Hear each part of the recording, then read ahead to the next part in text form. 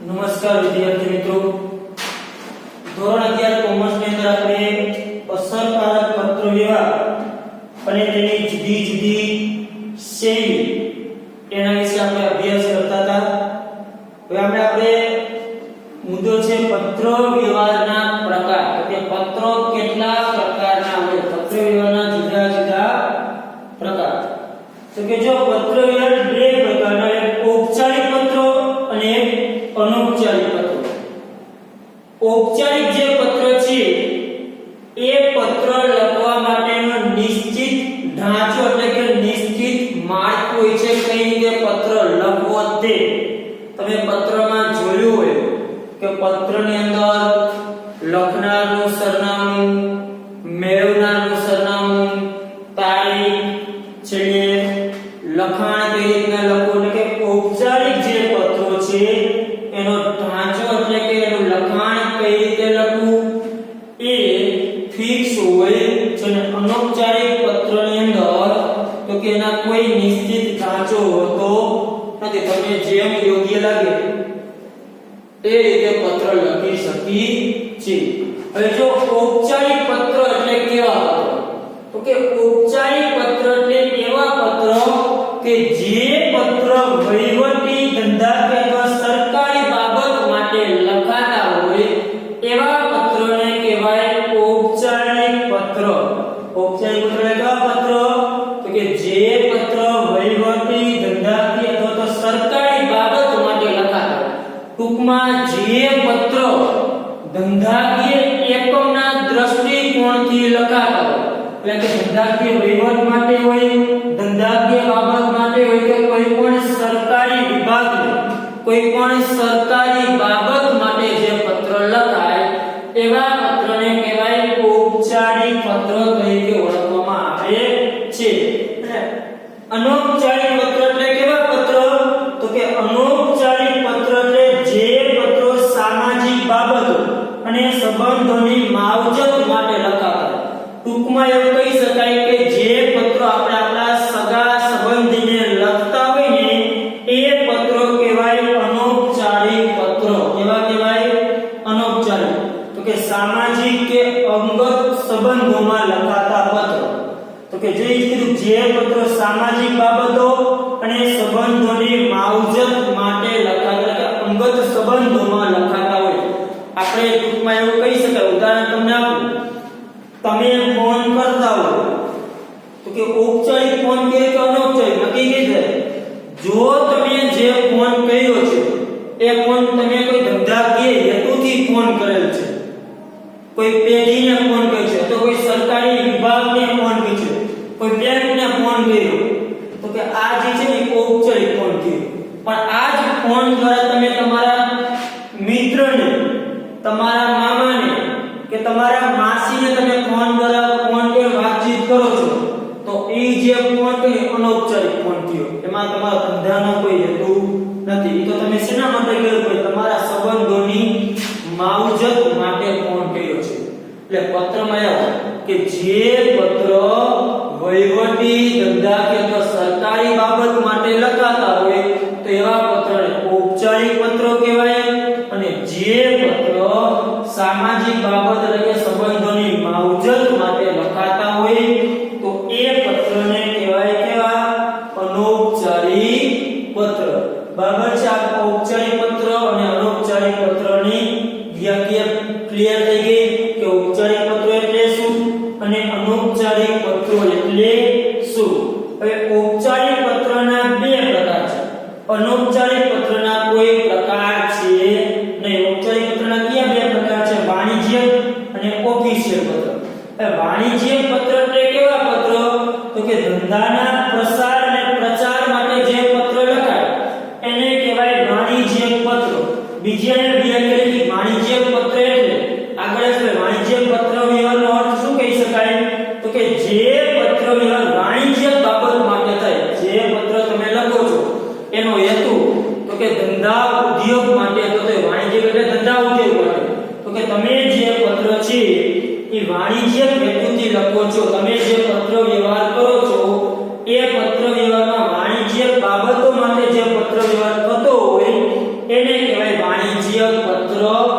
વ્યવહાર. કેવા કહેવાય?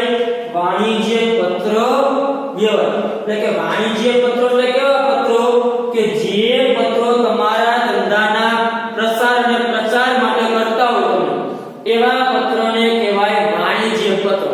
જે વાણિજ્ય પત્રો છે એ આપણે ધોરણ 11 માં અભ્યાસ કરવાનો છે. તો કે વાણિજ્ય પત્રમાં કેવા કેવા પ્રકારના પત્રો હોય? પૂછપરછના હોય, ઓર્ડરના, એજન્સીના, દાવા ફરિયાદના અને ઉઘરાણીના પત્રો. તો કે આ જે પત્રો છે એ આપણે ધોરણ 11 માં અભ્યાસ કરવાનો છે. આપણે કોઈને પૂછપરછ કરી માલ અંગેનો, માલ આપણે ખરીદી કરવી તો આપણે એના સાથે વાતચીત કરવી. આપણે કોઈને ઓર્ડર આપવો હોય તેનો પત્ર લખી કે હું આટલો આટલો ઓર્ડર આપવા માંગુ છું. એ પત્ર કઈ રીતે લખવામાં આવશે આપણે આમાં આગળ આવશે. બધાયના પત્રો છે આ દરેક વસ્તુના. પછી આપણે ફરિયાદ કરતા માલ સામાન આપણે મગાવ્યો, યોગ્ય માલ સામાન આપણે મળે નથી, આપણે ફરિયાદ કરી તો એ ફરિયાદ અંગેના પત્રો. ઉઘરાણી, આપણે નાણાં મંગાવતા હોય, ઉઘરાણી અંગેનો પત્ર લખી કે આપણે મુદત આપી તેમ છતાંય નાણાં ન મળે તો ઉઘરાણી કરવા અંગેનો જે પત્ર લખવામાં આવે તે એટલે કે ઉઘરાણીના પત્રો. આ જે પત્રો છે કેવા કહેવાય? વાણિજ્ય પત્રો. અને આ જે પત્રો છે આપણે ધોરણ 11 માં અભ્યાસ કરવાનો છે. શેમાં તો છે? તો કે ધોરણ 11 માં કયા પત્રો? વાણિજ્ય. વાણિજ્ય કિસનો પ્રકાર છે? ઔપચારિક. વાણિજ્યિક પત્ર એટલે કેવા પ્રકાર પત્રો? ધંધાના પ્રસાર અને પ્રચાર માટે જે પત્રો વ્યવહાર કરવામાં આવે એ પત્રને વાણિજ્ય. ત્યાર પછી ઓફિશિયલ પત્રો. ઓફિશિયલ પત્રો એટલે જે સરકારી સંસ્થા અને વહીવટી બાબતો માટે જે આપણે પત્ર લખતા હોય એને કહેવાય ઓફિશિયલ પત્ર. ટૂંકમાં વહીવટી બાબત કે કોઈ પણ સરકારી વિભાગો જે છે વહીવટ કરવા માટે આપણે જે પત્ર લખતા હોય એવા પત્રને કહેવાય ઓફિશિયલ પત્ર. જેમાં અરજી પત્રો આવે, રેશન કાર્ડ માટેના, પાણીના પ્રશ્નો અંગેના, બેંકને લગતા, વીમાને લગતા, જુદા જુદા સરકારી વિભાગ, તાર ટપાલ વિભાગ છે, પાણી પુરવઠા વિભાગ છે, બરાબર છે, એરપોર્ટ ની સેવા મેળવી તમારે કોઈ, પછી જહાજને સેવા મેળવી છે, ઇમ્પોર્ટ એક્સપોર્ટ કરવું છે એટલે કે ઇન્કમ ટેક્સ વિભાગ છે, સેલ ટેક્સ વિભાગ છે. એટલે કે જે સરકારી સંસ્થાઓ છે જુદી જુદી, બરાબર, ઇન્કમ ટેક્સ વિભાગ, બરાબર છે, સેલ ટેક્સ એટલે જીએસટી વિભાગ આવી ગયો. તો કે જે પત્ર સરકારી સંસ્થાઓને વહીવટી બાબતો માટે લખાતા હોય એને કેવા કહેવાય? ઓફિશિયલ પત્ર. આ બંને કેના પ્રકાર છે? ઔપચારિક. જે પત્ર ધંધા કે વહીવટી ધંધાની બાબત માટે લખાય છે, પણ જે પત્ર તમે ધંધાના પ્રસાર અને પ્રચાર માટે લખતા હોય એટલે કે પૂછપરછ આવા જે પત્ર લખતા હોય એ કહેવાય વાણિજ્ય પત્રો. અને ઓફિશિયલ પત્રો એવા પત્ર કે ધંધાના હેતુથી જ લખાતા હોય તો તમારા ઘરના પણ પ્રશ્નો અંગે લખાતા હોય પણ આ પત્ર જે છે એ જુદી જુદી જે સરકારી સંસ્થાઓ અને વહીવટી બાબત માટે લખાતા હોય તો એને કહેવાય ઓફિશિયલ પત્ર. કેવા કહેવાય? ઓફિશિયલ. બેંકને તમે પત્ર કે ઓફિશિયલ છે, ત્યાં આપણે કોઈ ખરીદ વેચાણ નથી કરવું, એની પાસે આપણે ઉઘરાણી નથી કરવાની, આપણે તો શેની પાસે માહિતી મેં તો આપણે કોઈને ફરિયાદ કરતા હોય, અરજી કોઈને કરતા હોય, સરકારી જે જુદા જુદા વિભાગ છે, સરકારી સંસ્થાઓ એની સાથે લખાતા પત્રો. હવે અનૌપચારિક પત્રો જે આપણે વાત કરી કે સામાજિક બાબતોને સંબંધોની જે માવજત માટે લખાય એને કેવા કહેવાય? અનૌપચારિક પત્ર. જેમાં કેવા કહેવાય કે શુભેચ્છા માટે તમે કોઈને શુભેચ્છા આપો, 10મા પાસ કે અભિનંદન આપો, બરાબર છે, પછી કોઈને આમંત્રણ આપવાનું, આશ્વાસન આપવાનું હોય તો કે આવા જે પત્રો છે એ અનૌપચારિક પત્રો કે જે આપણા સગા સંબંધે લખતા. આપણે મામાને પત્ર લખતા કે વેકેશન કરવા આવું છું, તમે નાના ઘરમાં આવે કે હું મામા તમારી ઘરે વેકેશન કરવા માટે આવું છું, આટલા દિવસ રોકાય, બરાબર છે. તો આ કેવું કહેવાય? અનૌપચારિક પત્ર. એટલે કે શુભેચ્છા કોઈને તમે પાઠવતા હોય, કોઈને અભિનંદન આપવું, આશ્વાસન આપવું, કોઈને કોઈ પરિસ્થિતિ બની ગઈ હોય તમે આશ્વાસન માટે પત્ર લખતા કે જે થઈ તો થઈએ રાખે માટે ટેન્શન ન લેવાનું, તમે આશ્વાસન માટે ટૂંકમાં ફોન કર્યો જે પત્ર લખી. આપણે કેમ કોઈને કંઈ પણ ઘટના બને તો આપણે ફોન દ્વારા આશ્વાસન આપતા હોય કે ભાઈ એ થઈ ગઈ તો આશ્વાસન આપણે આપી છીએ. આ જે ફોન દ્વારા આશ્વાસન જગ્યાએ તમે પત્ર લખો તે આશ્વાસન અંગેનો પત્ર કહેવાય. આમંત્રણ આપો તો પત્ર દ્વારા કોઈને અત્યારે તમે જેને કહેવાય કે મોબાઈલ ફોન દ્વારા આમંત્રણ આપતા હોય કે આપણી ઘરે કોઈ પ્રસંગ આવે એ અંગે તમે જો આમંત્રણ આપવા માંગતા હોય તો આમંત્રણ અંગેના પત્રો. તો કે આવા જે પત્રો છે એ એ પત્રો અનૌપચારિક પત્રો કહેવામાં આવે છે એટલે ઔપચારિક અને અનૌપચારિક પત્રો આ વસ્તુ ક્લિયર થઈ ગઈ ઔપચારિક એટલે કેવા વહીવટી ધંધા કે તો સરકારી બાબત માટે જે લખે ને કેવા કહેવાય ઔપચારિક આપણા સંબંધોની માવજત માટે એટલે કે સામાજિક બાબત માટે જે પત્ર લખાય એ કેવા કહેવાય અનૌપચારિક બરાબર છે જે આપણે મામાને લખતા હોય માસીને લખતા આ બધા પત્રો કેવા થયા અનૌપચારિક એમાં કેવા કેવા હોય તો આપણે શુભેચ્છા આપતા હોય કોઈને અભિનંદન આપી કોંગ્રેચ્યુલેશન સગાઈથી આપણે આપી ભાઈ ખૂબ ખૂબ અભિનંદન શુભેચ્છા તમને તમારી સગાઈથી સારા માર્કે પાસ થઈ હોય એના માટે આપણે શુભેચ્છા આપતા હોય કોઈ સારું કાર્ય કર્યું એના માટે આપણે શુભેચ્છા આપતા હોય કોઈ આમંત્રણ આપતા હોય તો આ બધા છે એ અનૌપચારિક પત્ર આ છે ઔપચારિક ઔપચારિકમાં કેટલા પ્રકાર હોય છે બે વાણિજ્યિક અને ઓફિશિયલ ઓફિશિયલ પત્ર છે આપણે ધોરણ 12 માં અભ્યાસ કરશું જેમાં કરશું ધોરણ 12 ની ઓફિશિયલ જે સરકારી સંસ્થાઓ અને જે વહીવટી વિભાગો છે એની સાથે જે પત્ર વ્યવહાર કરવામાં આવે એને કેવો કહેવાય ઓફિશિયલ પત્ર હવે એના પછી છે વાણિજ્યિક પત્ર વ્યવહારનો અર્થ વાણિજ્યિક પત્ર વ્યવહાર એટલે કે ભાઈ એક વ્યક્તિ બીજી વ્યક્તિને બરાબર તો સંસ્થા તો કે એક વ્યક્તિ બીજી વ્યક્તિ તો એક સંસ્થા બીજી સંસ્થા અથવા વ્યક્તિ અને સંસ્થા સાથે માહિતી આપેલે શું કહેવાય પત્ર વ્યવહાર ઓકે જો આપણે પત્ર વ્યવહારનો અર્થ સમજીએ તો કે પત્ર વ્યવહાર એટલે શું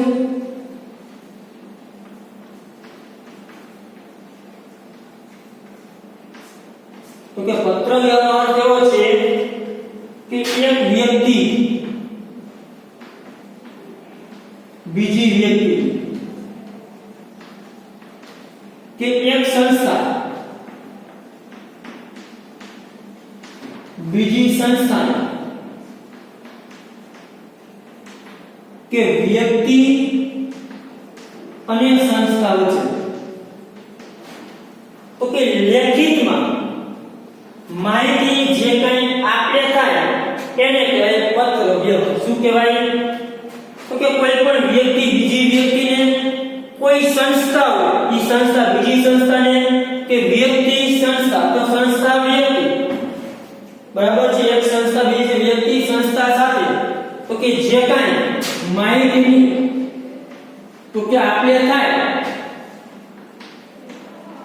એને કહેવાય છે પત્ર વ્યવહાર આ વસ્તુને પત્ર પણ આ જે માહિતી આપણે જો વાણિજ્યિક બાબત માટે એટલે કે ધંધાની બાબત માટે થતો હોય તમે વેપાર ઉદ્યોગ કરો છો એ બાબત માટે થતો હોય ને તો એને કહેવાય વાણિજ્યિક પત્ર વ્યવહાર કેવો પત્ર વ્યવહાર કહેવાય વાણિજ્યિક પત્ર વ્યવહાર તો કે ખાલી જો એમનો માહિતીની આપણે થતી ટૂંકમાં તો ઈ થી આપણે જે વાણિજ્યિક માહિતી આવી તો કે ઈ પત્ર વ્યવહાર તમે જો ખાલી વ્યક્તિ સંસ્થા વ્યક્તિ સંસ્થા જો માહિતીની આપણે થાય છે તો કે એને કહેવાય પત્ર વ્યવહાર તો શું કહેવું કહેવાય પત્ર એટલે માહિતીની આપણે કરી પણ આ જે માહિતીની આપણે તમે કરો છો એ માહિતી જો વાણિજ્યિક બાબત માટે થતો હોય તો એને કહેવાય વાણિજ્યિક પત્ર વ્યવહાર તો કે જે કાંઈ માહિતીની આપણે થાય છે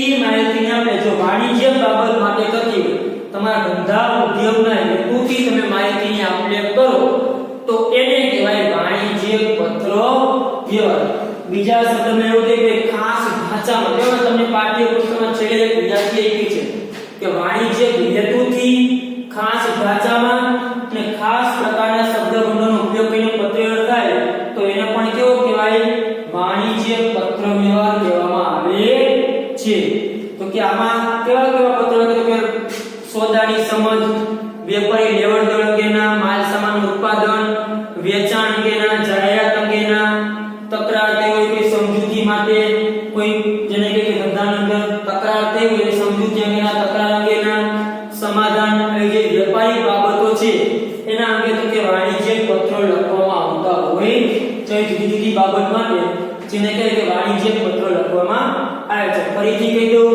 પત્ર વ્યવહારનો અર્થ અને આ છે વાણિજ્યિક પત્ર વ્યવહારનો અર્થ બરાબર છે પત્ર એટલે શું કે ખાલી તમે માહિતીની જગ્યાએ આપણે કહો છે પત્ર વ્યવહાર પણ આ જે માહિતીને આપણે વાણિજ્યિક બાબત માટે થતો હોય તો કેવો પત્ર વ્યવહાર કહેવાય વાણિજ્યિક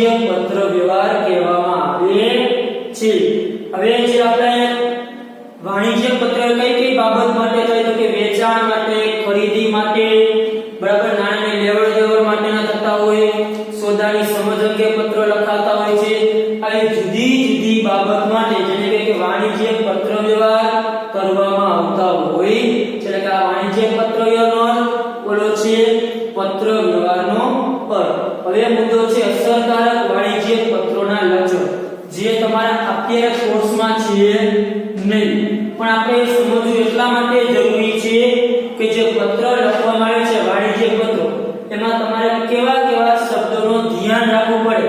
એટલે આપણે ટૂંકમાં થોડીક એની ચર્ચા કરીએ, જેથી તમને ખબર પડે કે પત્ર લખતી વખતે આવી બાબતોનું ધ્યાન રાખવામાં આવે છે. હવે જો પહેલું તો પત્ર લખો કે અસરકારક પત્ર કયું છે? સ્પષ્ટતા. તો કે તમે જે પત્રમાં જે કંઈ લખો એ સ્પષ્ટ લખાણ હોવું જોઈએ. કેવું લખાણ હોવું જોઈએ? સ્પષ્ટ. વાંચનારના મનમાં કોઈ ગેરસમજ ઊભી થવી જોઈએ નહીં. જેમાં તમને ઉદાહરણ પૂછે અસ્પષ્ટ લખાણ અને સ્પષ્ટ લખાણ, તો કે લખાણ એવું જોઈએ કે સ્પષ્ટ, વાંચનારના મનમાં કોઈ ગેરસમજ ઊભી થવી જોઈએ નહીં. જો ઉપર એવું લખ્યું કે અમારે ત્યાંથી માલ સામાન ખરીદવાનો,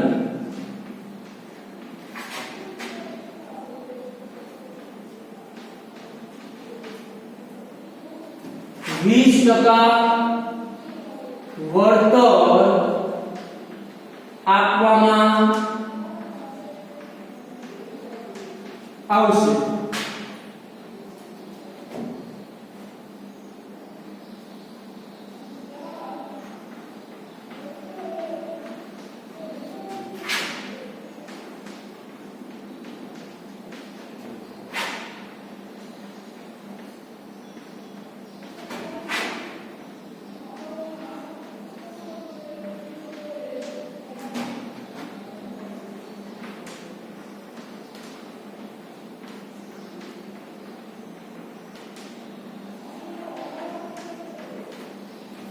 તો કે સ્પષ્ટ લખાણ છે, અસ્પષ્ટ લખાણ હોવું જોઈએ નહીં. તો કે કેવું સ્પષ્ટ ના અસ્પષ્ટ? તો કે જો એને અસ્પષ્ટ અને સ્પષ્ટ લખાણ છે, તો કે આવડે કે મારે ત્યાંથી માલ સામાન ખરીદવાને 20% વળતર આપશે. અમારા ત્યાંથી જે કંઈ માલ સામાન બેચે ને 20% વળતર આપશે. તો કે અસ્પષ્ટ આવું લખ્યું કે અમે એક શબ્દ લખ્યું 5000 ની ખરીદી પર 20% વળતર આપશું. આમાં સમજાય નહીં લખાણ કરો. એવું લખો કે 20% વળતર આપશું, તો 1000 રૂપિયાની ખરીદી કોઈ કરે તમે એમ કે ડિસ્કાઉન્ટ ન મળે, બોલે કે ભાઈ કેમ તમે તો લખ્યું છે કે ભાઈ 20% તમે વળતર આપશો, તો તમારે સ્પષ્ટ લખાણ કરવું જોઈએ ભાઈ અમારે અહીંયાથી એક સાથે 5000 ની જે ખરીદી કરશે તો જ 20% ડિસ્કાઉન્ટ આપવામાં આવશે, નકર નહીં. એટલે કે તમે જે પત્રમાં જે લખાણ લખો તો એના સ્પષ્ટ લખાણ લખો. સામેની વ્યક્તિના મનમાં પ્રશ્ન ઉભો ન થવો જોઈએ કે 20% વળતર ગમે તે ખરીદી કરતે વળતર આપતા હશો, તો કે એમ નહીં, 20% વળતર પણ ક્યારે સ્પષ્ટ રહેવું. 5000 ની જો માલ સામાનની ખરીદી કરશો તો જ 20% વળતર લખવામાં આવશે. ત્યાર પછી સંક્ષિપ્તતા એટલે કે ટૂંકાણ. તો કે સ્વાભાવિક છે કે પત્રમાં ટૂંકાણ દીધું કે પત્રનો આત્મા કહી શકાય. તો કે યોગ્ય શબ્દનો ઉપયોગ કે આપણે પત્ર ટૂંકમાં ટૂંકાણ કરવું જોઈએ, બરાબર છે. પણ એ ટૂંકાણ એવી રીતે ન થઈ જવું જોઈએ કે સામેની વ્યક્તિને સમજે નહીં. એમાં ટૂંકાણ કેવી રીતના લખવું જોઈએ? જો એ ટૂંકાણના શબ્દ લખ્યા, પહેલી લાઈન લખી કે અમે ચોપડીઓ, નોટબુક, પેન્સિલ, કાગળ, રબર, રંગ જેવી વસ્તુઓ ખરીદવા માંગીએ છીએ. આ કેવું થયું? ટૂંકાને ખૂબ જ લાંબુ લખાયેલું, પણ તમે આમ લખ નાખો કે અમે સ્ટેશનરી જેવી વસ્તુ ખરીદવા માંગીએ છીએ. તો કે પત્રમાં લખાણ ટૂંકું હોવું જોઈએ, પણ કઈ રીતના ટૂંકું લખાણ લખો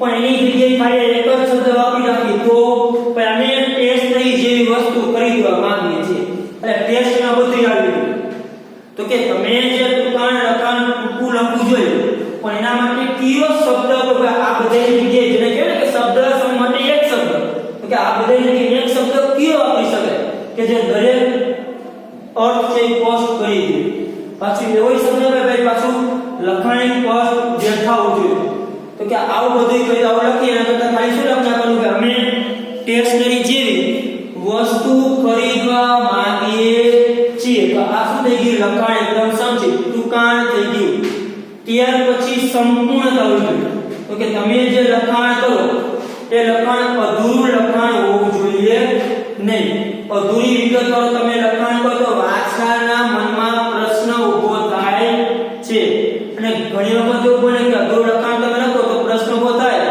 તો તમારે પત્ર બીજી વાર પણ લખવા પડે કેમ કે બંને વચ્ચે તો કે અધૂરું લખાણ કેવું કહે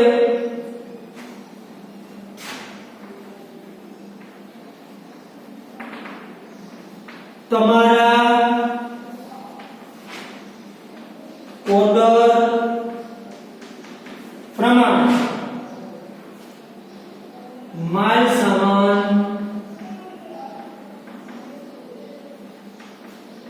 મોકલી દીધો છે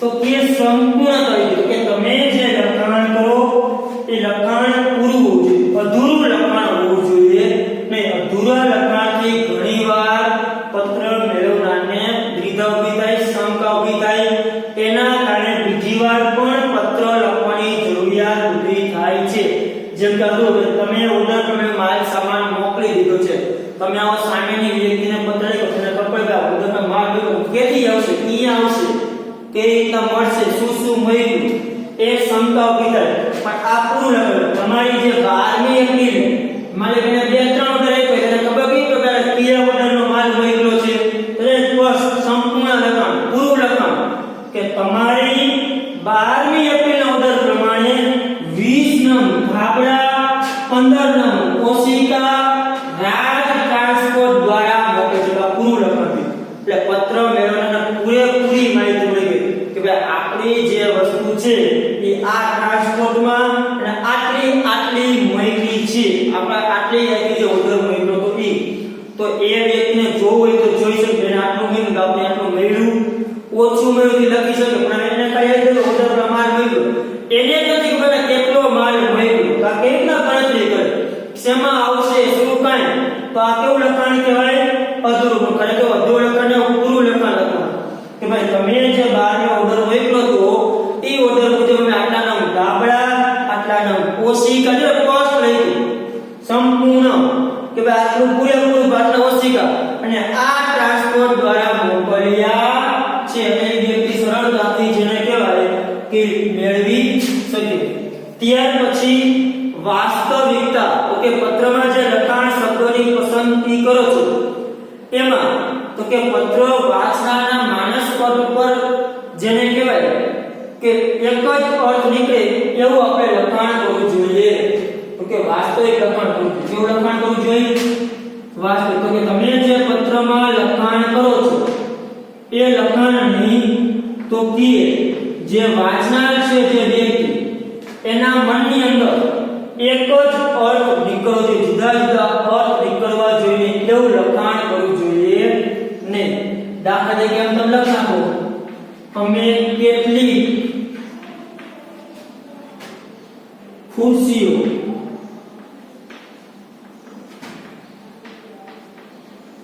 ખરીદવા માંગીએ છીએ તો આ વસ્તુ પણ તમે એમ લખો કે અમે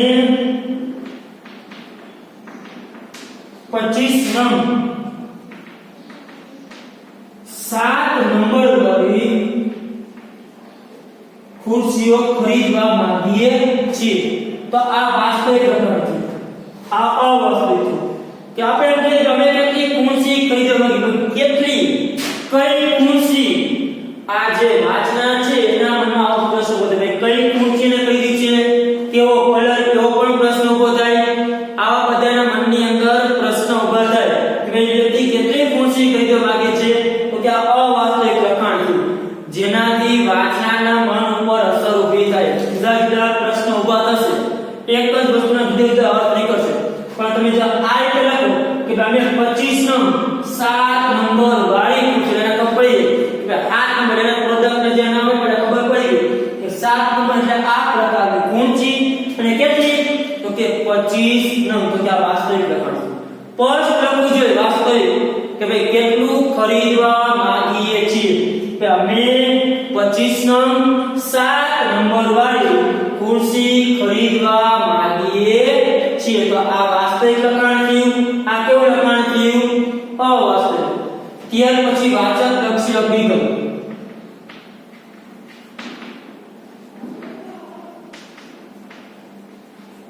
તો કે તમે જે લખો છો એ અભિગમ હંમેશા વાચક લક્ષી હોવો જોઈએ એટલે કે તમે જે લખાણ કરો ને તે સામે જે પત્ર મેળવનાર છે એને અનુરૂપ લખાણ કરો આપને અનુરૂપ ને આપણા વખાણ નહીં કરો ખોટા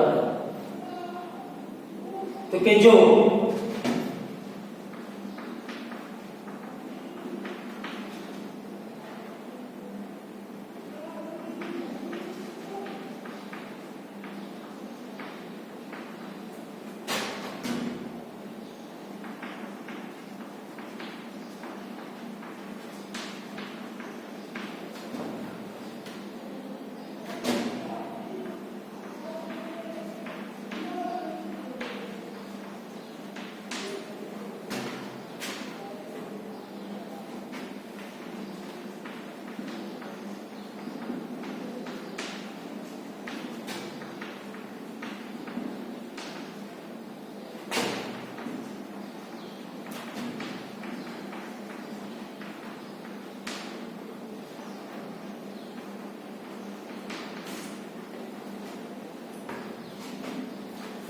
કે આ સ્વલક્ષી અભિગમ જેના વાચક છે આપણે જે લખાણ કરી એવું લખાણ નહીં કરવાનું કે ભાઈ આપણે આપણા વખાણ થાય અને સામેની વ્યક્તિને ખોટું લાગે એવા શબ્દનો ઉપયોગ કરવો જોઈએ નહીં આપણે એવા શબ્દનો ઉપયોગ કરવો કે વાચક લક્ષી કે સામેના વ્યક્તિના વખાણ થવા જોઈએ એને ખોટું ન લાગવું જો આ વાચક સ્વલક્ષી કે અમે અમારા ધંધાના વ્યાપ અને નફા માટે ગોધરામાં આ શબ્દ મગજમાં ગુજરે નથી ગોધરા તો ગોધરામાં નવી શાખા ખોલી રહ્યા છે આનાથી શું થવા લાગે આપણે એનું જોયું એનો નફો વધે ને આ શબ્દ છે ને ગોધરામાં તો આવા શબ્દો વાપરો એના કારણે જે વાંચનાર છે એના મન ઉપર ખોટી અસર ઊભી થશે પણ આ વાક્ય યોગ્ય જો અમે આપના જેવા નિયમિત ગ્રાહકો માટે આપના શહેરમાં ગોધરા લેખુને સિટીનું નામ લેવું છે નું નામ લખા આપણે કપડે બેનું નામ લખી તો એ લખું છું તો એના જગ્યાએ શું શબ્દ બને કે આપના શહેરમાં કે તમારા જેવા જે નિયમિત ગ્રાહકો છે એના માટે અમે તમારા શહેરમાં જેને કહેવાય કે નવી અમે શાખા ખોલી રહ્યા છીએ તો આ તો અભિગમ થયો વાચક લક્ષી થયો આ કેવો થયો સ્વલક્ષી કે અમારા નફા માટે ગોધરામાં આવા શબ્દ વાપરો એના કારણે જે વાચના છે એના પ્રત્યે પણ ખોટી છાપ તમારી ઊભી થાય છે એટલે એવા શબ્દ ન વાપરો એ જગ્યાએ કેવા શબ્દ વાપરો જોઈએ તો કે આવા ત્યાર પછી સચોટતા તો કે પત્રમાં જે છે સચોટ હોવું જોઈએ કે કોઈ ભાષાકીય કે એવી ખોટી વિગત પેઢીની ખોટી છાપ ઊભી થાય પ્રતિષ્ઠાને હાનિ પહોંચે એવા શબ્દો હોવા જોઈએ એટલે કે લખાણની ભૂલ ભરેલું હોવું કેવું જોઈએ સચોટ તો કે ભૂલ ભરેલું તો કે તમારી પત્ર મળી હતી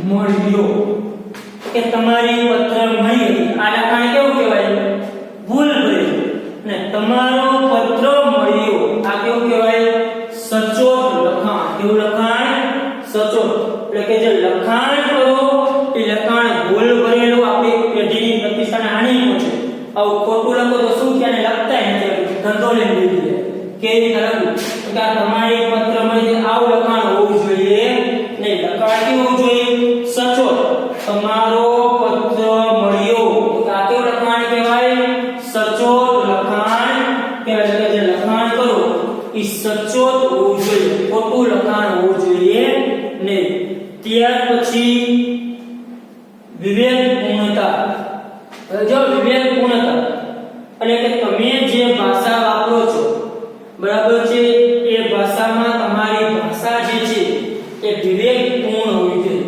એને ઉપર લખું છું કેવી કેવી ભાષા પૂછી નાખું છું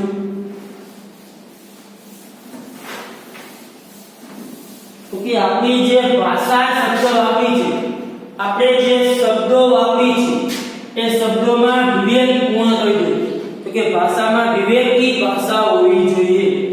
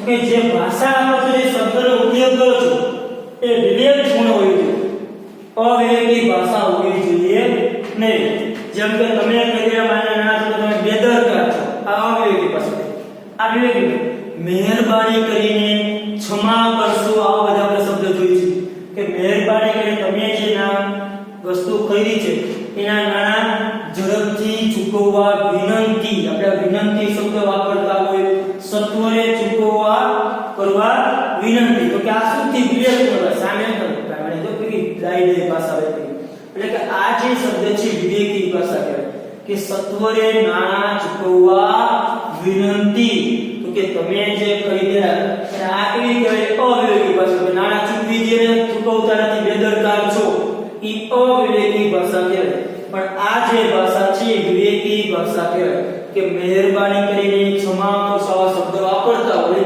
તે વિવેકપૂર્ણ ભાષા કહી શકાય તો કે આવી ભાષાનો ઉપયોગ કરવો જોઈએ અવિવેકી ભાષાનો ઉપયોગ કરવો જોઈએ નહીં તો કે આ અસરકારક પત્ર વ્યવહારના જે લક્ષણો હતા હવે જે આપણે આગળ છે વાણિજ્યિક પત્રની જુદી જુદી શૈલી એટલે કે પત્ર કઈ શૈલીમાં લખાય છે એ તમે પેજ નંબર 10 ઉપર ફુલી બ્લોક શૈલી અને પાછળ છે મોડિફાઈડ બ્લોક શૈલી ટોટલ 6 શૈલી છે જે અત્યારે કોર્સમાંથી કાઢી નાખ્યું છે આ 6 શૈલીમાં પત્ર લખવામાં આવે છે બરાબર છે 6 શૈલીમાંથી અત્યારે આપણે બે જ શૈલી ઉપયોગમાં આવે છે ફુલી બ્લોક અને મોડિફાઈડ બ્લોક શૈલી એમાં આપણે વધારે પડતો અત્યારે આ મોડિફાઈડ બ્લોક શૈલી છે જે પેજ નંબર 12 ઉપર એ શૈલીમાં પત્ર લખવામાં આવે છે આ જે પત્ર આપણે લખશું ત્યારે આ શૈલીનો આપણે વધારે ઉપયોગ કેવી રીતના થાય છે એના વિશે આપણે અભ્યાસ કરશું એટલે આ ચેપ્ટરના જે મુદ્દા હતા મુખ્ય પત્ર વ્યવહારના પ્રકારના વાણિજ્ય પત્ર આ મુદ્દામાં પૂછવામાં આવતો નથી પણ આપણે સમજ માટે આપણે સમજીએ છીએ બરાબર છે પહેલા લેક્ચરમાં અભ્યાસ કર્યો એ અને આમાં પત્ર વ્યવહારના પ્રકાર અને વાણિજ્ય પત્ર વ્યવહારનો અર્થ આ બે મુદ્દાનો ખાસ આ વર્ષે કોર્સમાં સમાવેશ કરેલ છે બે મુદ્દા આ અને ભાઈ પત્ર વ્યવહારનું મહત્વ એ આ બે જ વસ્તુ અત્યારે કોર્સમાં દાખલ કરેલ છે. બે જ વસ્તુ તમારે આ ચેપ્ટરની અંદરથી વાંચવાનું છે. આ તમારી માહિતી માટે મેં તમને ભણાવ્યું છે.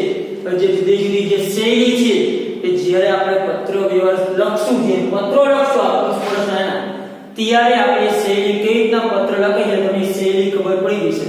તો આપણે મોડિફાઈ શૈલીમાં કઈ રીતે પત્ર લખવામાં આવે છે એની સંપૂર્ણ તમને માહિતી મળી જશે. અહીંયા આપણું ચેપ્ટર નંબર જે 2 છે એ ચેપ્ટર આપણું અહીંયા પૂરું થાય છે. ચાલો થેન્ક યુ.